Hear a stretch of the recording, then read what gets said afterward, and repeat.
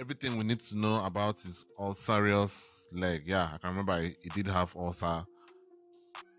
Did I even know he had ulcer? I knew he had something. I watched a video about it.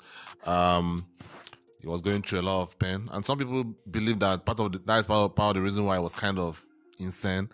So this should be fun. Let's get right into it. King Henry VIII is one of history's most infamous kings. After a jousting accident in 1536, he began suffering from horrible leg ulcers, limping his way through a decade of terrible pain in a way that could give Kaiser Soze a run for his money. Let's just hope no one was drinking coffee near him. But could it be possible that a terrible leg injury was responsible for Hank's foul disposition? Well, today, let's examine everything you didn't know about Henry VIII's ulcerated leg. But before we get started, be sure to subscribe to...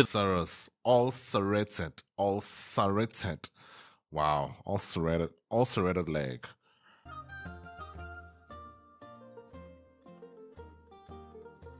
Henry VIII is one of history's most notorious figures, which is why he keeps showing up in Weird History episodes. He was responsible for the execution of over 57,000 people during his reign. And his revolving door of wives was so infamous it fractured the Catholic Church and became a Broadway musical. He wasn't a great guy. But Henry wasn't always a problematic monarch. Highly regarded as a young king, Henry showed promise. But things changed when he became convinced his wife, Catherine of Aragon, wouldn't be able to give him a son. An issue that became known as the King's Great Matter, which is a euphemism Catherine must have loved. Shortly afterward, he fell for Anne Boleyn and declared his marriage with Catherine annulled through a series of attacks against Catholicism, with heavy hitters like Pope Clement VII, Martin Luther, and Cardinal Thomas Wolsey getting pulled into the crossfire. Until the Archbishop of Canterbury, Thomas Cranmer, finally ruled in favor of the annulment. You pretty much get your way when you're the king, but sometimes you have to work for it. But then, 3 years later, a single event would change the course of their entire lives. In 1536, Henry participated in a jousting tournament. During a bout against Sir Henry Norris, the king missed his opponent and fell off his horse. The startled, fully armored horse then fell on top of the king, like a wrestling match at a state fair. Naturally, this knocked the monarch unconscious. Anne, who was pregnant at the time, saw the whole thing, and the shock of Henry's injury, and the worry that he would likely not make it out alive, may have triggered her miscarriage, which would eventually lead to her ultimate fate. If you watched The Tudors on Showtime, you know where this is going. Henry survived, but suffered multiple fractures in his legs. Although he made it out alive, his entire personality changed, and those in the know began referring to 1536 as the King's Annus Horribilis, his horrible year. Damn. Needing medical care in the 16th century was like gambling, except instead of counting cards, you count scars. Medical knowledge wasn't exactly cutting edge, and antibiotics definitely were not a thing yet. But did they still give you those little lollipops for behaving yourself? The king had to rely on his doctors to patch him up after the horse joust leg accident. For their part, the royal doctors saved Henry's life. But as we mentioned, medicine during this period was imprecise. Though he seemed fine at first, the king developed excruciating ulcers all over his legs. The doctors tried everything, but could do nothing to treat the seeping wounds. Hope you weren't eating while watching this. Historians note that Henry's behavior and personality changes for the worse shortly after developing these lesions. And just 6 months after the accident, Henry ordered the elimination of Anne Boleyn, spurred in part by her miscarriage, and trumped up via a series of explosive charges of treason and incest that were likely fabricated. He had his main man, Thomas Cranmer, annul the marriage before Anne was taken out, which was thoughtful of him. Then, the day after Boleyn's execution, Henry became... This guy is very funny, which was thoughtful of him, meaning he annulled the marriage before he had her executed. I shouldn't be laughing about this. It's just that this man's story, when I watched the first video about him, I was just laughing throughout because, like, this man was... I know some people may feel like he's suffering. What he was going through was the reason why he behaved this way. But man, this man was insane. he was absolutely insane. And I could even see it from his perspective. You know, you are a king, you have all this power, and you feel like your life is over, because you have to understand that during that period, as a man, for the most part, even if you are a king, I know you are protected and all that, but with your leg, not even at that time, even now, me as a man, if I lose any of my limbs, I will never be the same. I'd rather die. Yeah, I said it. I'd rather die than lose a limb. Already, life is already tough with all limbs complete. Imagine living life without limbs. So I'm not interested in that kind of life. I know some people look at life like, oh, just be alive. No, I'm not interested in it. If I'm not of full health, I am not interested in living like that. Not just limbs, every other thing like that. There's some injuries I've seen people have, and they said, oh, the doctor did everything to try and make the person to survive. I'm like, if I'm that person, I'm telling the doctor, please, please, please, just let me go. I can't end up a cripple. I can't end up any of that. So back to what I was trying to say, like this man, at that time, maybe he felt powerless. He felt like the only way he could feel like he had power was to do all these things that he did, sleep with all these women and, kill all these people, execute all these people. I think that was just a way of him grappling for power, getting his power back, if I would say. So it's weird. It's weird. I understand that, but I'm just looking at it from his perspective. Became engaged to Jane Seymour. Then, the day after Boleyn's execution, Henry became engaged to Jane Seymour, marrying 10 days later. Seymour gave Henry a son, but perished during complications from birth. And Henry, dealing with all of this alongside his festering ulcers, started putting on a lot of weight. Pen and Royals have a reputation for overeating and excess. Henry VIII was no exception, but he was very active for much of his life. He loved sports and participated whenever he could. In his 20s, Henry was 210 pounds with a 32-inch waistline. That's not even big enough to be a defensive lineman. Guess he didn't love sports that much. But he could barely exercise after developing leg ulcers. That's what I'm saying. And while he tried to keep up public appearances, in his private life, he knew it was bad. Henry wrote to Thomas Howard, 3rd Duke of Norfolk, in a letter, "To be frank with you, which you must keep to yourself, a humor has fallen into our legs, and our physicians advise us not to go far in the heat of the day." So Henry indulged in eating, drinking, and terrorizing the kingdom instead. Part of Henry's plunge into the excess included writing what was called the Ordinances of Eltham, a stomach-bursting description of what the king expected to eat every day, which included around 20 gallons of beer and wine, all matters of edible birds from pheasant to quail, and the simply stated butter and eggs. He basically ate his way through an entire Cheesecake Factory menu every day. His behavior ravaged his body over the course of a decade. By 1546, Henry gained so much weight he had to be transported in wooden chairs, and he could no longer lift himself, requiring a hoist to be lifted onto his horse. That horse must have... Can imagine the smell. Damn. Really hated his job. In the end, Henry's final suit of armor showed he weighed over 300 pounds and had a 52-inch waistline. So maybe a last-round pick for a low-seeded team. But the leg ulcers weren't the only contributing factor to his health problems.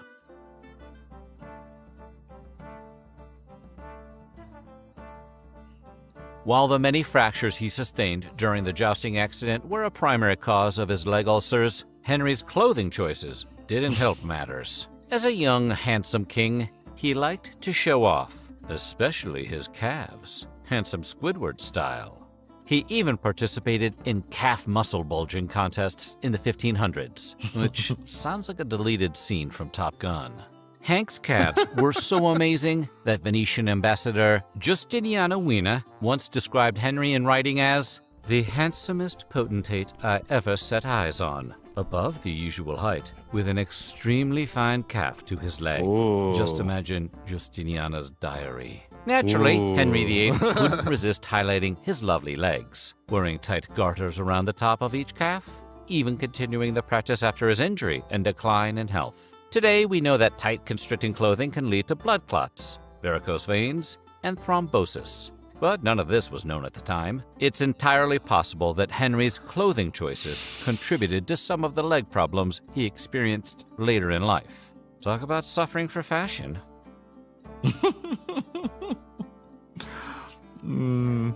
Multiple leg fractures, a jousting accident, and tight garters are all likely causes of Henry's leg ulcers.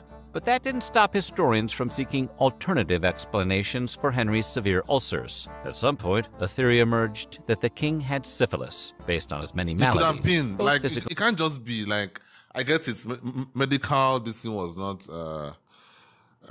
great at the time, but man, it couldn't just be just that. It couldn't, like, these things don't look like, I don't know, man.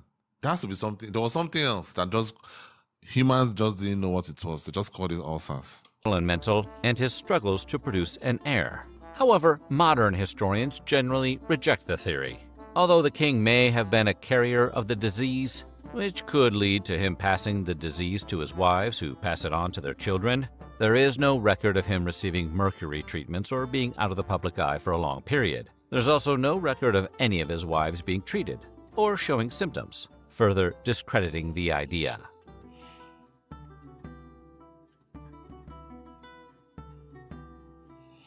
Seeping leg wounds are chronic and painful, and tend to be on the low end of anyone's wish list. There's no doubt that Henry VIII suffered greatly every day, and his doctors took a unique approach to pain management, cauterizing the ulcers with burning hot irons. It wouldn't be medieval medicine if it weren't terrifying. Unfortunately, searing the pain away wasn't terribly effective, and the king's condition only worsened. If that weren't bad enough, there wasn't any anesthetic during these treatments, and the open wounds allowed infections to thrive. The condition got so bad that subjects could smell the odor from his ulcers rooms away. Like I said, imagine the smell. Someone passed the royal clothespins.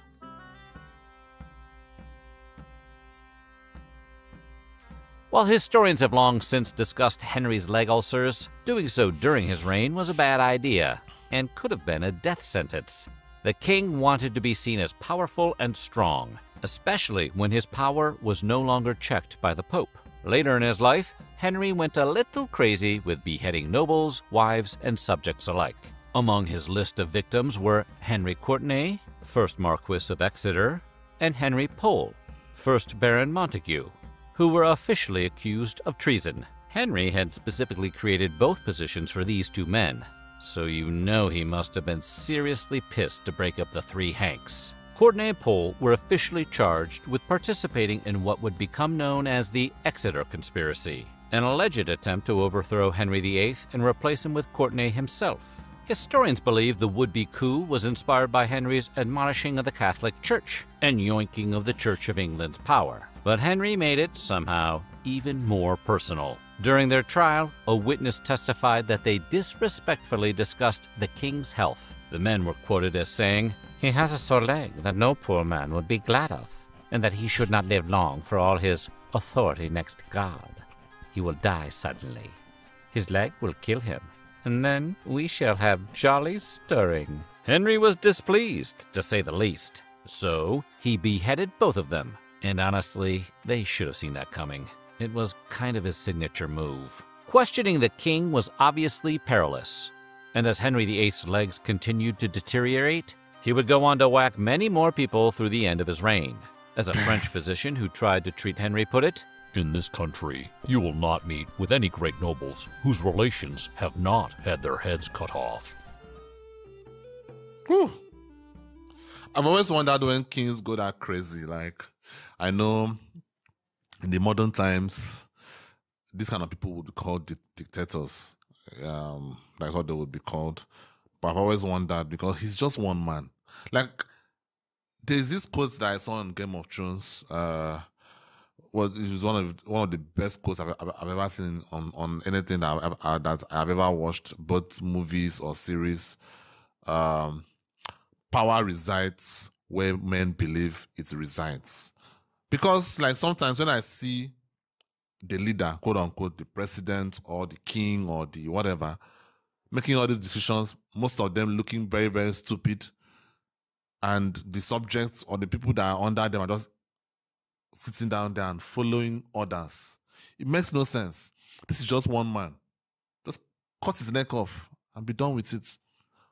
But for some reason, it just seems like, okay, human beings we have created a reality where someone is in power, so he has power. Does he really have power? If the masses go against the government, do you think the government will be able to put off the masses? No. But for some reason, the masses have conditioned themselves to believe that, okay, the government has power, so we just have to answer to the government. The only thing that we can do, that is in terms of like democracy, we vote them out or we vote them in. In dictatorship, you have no choice. Just take it. Like, I've never understood it. Because at the end of the day, these leaders aren't the ones, enforcing this power that they supposedly have. It's the people that are around them, the soldiers, the people, like, that is the thing. Like, without you as this soldier, you are seeing that this king or this president or this leader is ruining your country, is ruining your village, is ruining your whatever. And you're fine with executing his orders. Human beings are just weird. If festering wounds and major BO weren't bad enough, King Henry VIII likely suffered from diabetes and hypertension as well. His constant eating really and drinking suffered. worried his doctors. After all, consuming roughly 5,000 calories a day isn't good for your health. Unless you're The Rock, or you're training to defeat The Rock. Look, I actually understand, man. If I were in Henry VIII's position, God forbid, I would drink myself to death. I'm already an alcoholic, because some people may ask, why are you an alcoholic? The reason why I drink alcohol is because it helps me to forget the realities of life. Kind of. Life is stressful. I don't know whether it's stressful in you people's countries, but I would assume that it's stressful everywhere. Yeah, Western countries may be better than third world countries like mine, but life is just stressful. So sometimes after a long day of work or a long day of hustling, you just want to wind off. I think every man has a vice. Every man has a vice. I don't know about women. I'm not a woman, so I can't speak for women in this situation. And to be fair, I think men have a higher burden of performance than women. If a woman works and is successful, fine, great. But to be honest, they have more value than men, kind of. They have more inherent value than men. That is the reason why in any wars, women and children will always try to be protected, and the men will be used as cannon fodder, is what it is. So due to the fact that they have more inherent value, even if a woman is not successful, even if she's not a go-getter or whatever, people will still respect her to an extent. Like, people will say, okay, they may not respect her, but they will still want her. People that are still going to be people that will want her. She will still be able to hang around people that are big, successful people, even if she is not successful. But as a man, if you are not successful yourself, you can't get to hang around successful men, except you are their cleaner or you are serving them. That is the only thing. And in that situation, they won't even want to employ you. They will employ a woman instead. So they will see a beautiful woman serving them instead of a man. So I feel like, due to the fact that there's this burden of performance on men, we have a bigger drive to try and succeed. So when you're in a situation where you're basically like useless, if I'm being honest, you can't move, your leg is dead, and you try to drink yourself to death. It's something in real life here. As a man, you can't just sit down here and be jobless. You need to go in there and hustle, find a way and hustle. Anyhow it is, legally or illegally. I don't support the illegal part of it, but a lot of men go into that because they have to try and succeed. That's the reason why, if you look at the crime stats, men probably commit like 99% of the crime. So in that situation, we as men have to, go into this after hustling, after all the stress. You just have to have a vice. Either it's alcohol or weed, or every man has, like, I don't think there's no man that doesn't have a vice. Some is video games, some is, like, you just have to have something that can help you to wind down. So for me, it's alcohol. And I guess for Henry VIII, it was alcohol as well, because if I were him, I would have drunk myself to death. Doctors asked the king to cut back, but he adamantly refused. So the royal court began whispering jokes about his habits, saying things like, "The king is very stout and marvelously excessive in eating and drinking, so that people with credit say he is often of a different opinion in the morning than after dinner." In other words, Hank is grouchy until he's had his cheeseburgers. Today, we know Henry's extreme overeating leads to high risks for obesity, diabetes, and hypertension. These diseases are also known for making vascular disease, like Henry's leg ulcers, much worse. If the king suffered from any of these conditions while dealing with his leg ulcers, it could have worsened them.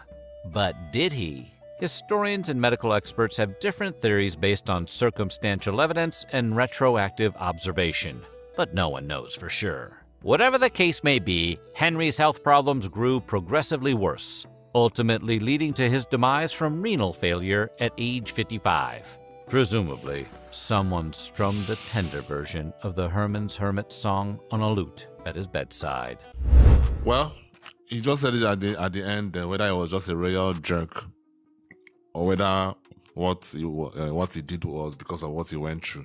And I'll go with the second option, because I think there's already enough evidence that before that incident, he was doing fine. He was a handsome king, tall, everything going right, and he was fine. He was okay. Obviously, I'm sure it was not perfect. Nobody's perfect, but he was okay. But after that fateful event, everything changed. So I wouldn't just say it was a jerk. I think he was going through a lot, and security people was aware of him regaining power that he had lost. You know, he had lost from losing his legs. You know, being a man and not being able to move, most especially during that period of time, must make you really feel very, very useless. So beheading people all over the place was probably his way of regaining power. If I'm being honest with you guys. Anyway, let me know what you guys think down in the comments. If you're a British person, I know some British people, I've seen some British people say that Henry VIII was their worst king. I don't really know about it, but what do you guys think? If you're a British person, let me know what you think down in the comments. And thank you guys for watching. I'll see you on the next one. Peace.